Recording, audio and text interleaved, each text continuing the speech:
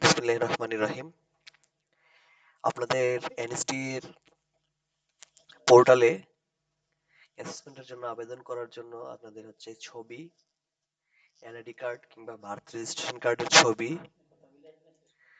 NID card কিংবা birth registration কার্ডের ছবি এবং সিগনেচারের একটা ছবি লাগবে।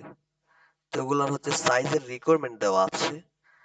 এই আপনার যে ছবি থাকবে, ছবিটা হচ্ছে প্রফেশনাল ছবি হতে হবে, পাসপোর্ট সাইজ। এটার সাইজ হবে 300 বাই 300। আপনার যে এনআইডি কার্ড কিংবা বার্থ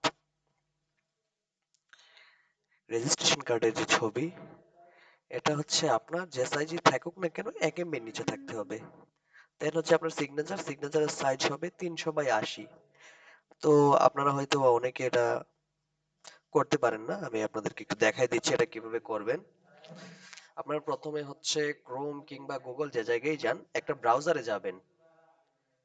একটা ব্রাউজারে যাওয়ার পর একটা ব্রাউজারে যাবেন, এখানে গিয়ে সার্চ করবেন pic resize.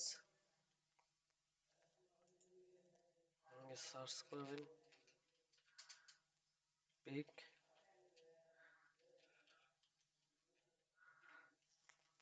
Pic resize. Pic resize search করার পর এরকম একটা ওয়েবসাইট চলে আসবে আপনাদের সামনে। দেন পিক রিসাইজে ক্লিক করবেন। ক্লিক করার পর মোবাইলে এরকমই আসবে ড্রপ ডাউন। এখানে যদি ক্লিক করেন আপনি, তখন আপনার একটা ছবি আসবে এডিট করার জন্য। ছবিটাকে সিলেক্ট করবেন, ফেসবুকে যেভাবে আপলোড করেন দেখেন এরকম একটা অপশন চলে আসবে মোবাইলেও।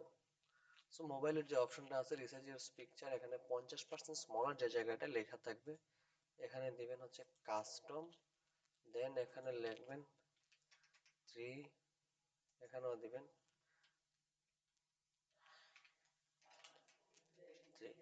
300। সো আপনারা প্রথমে ছবিটাকে আপলোড করবেন, দেন কাস্ট সাইজে যাবেন, সাইজ কাস্টম দিবেন, কাস্টম দেওয়ার পর with 300, height 300।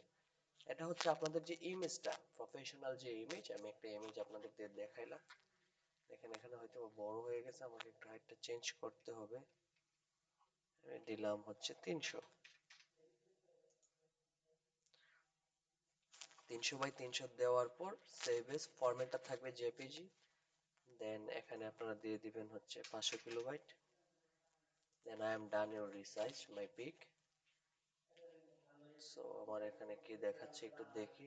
Oh sorry, the ওডেন্ট enter that would not be greater than original. আমার এই ছবিটা ছোট।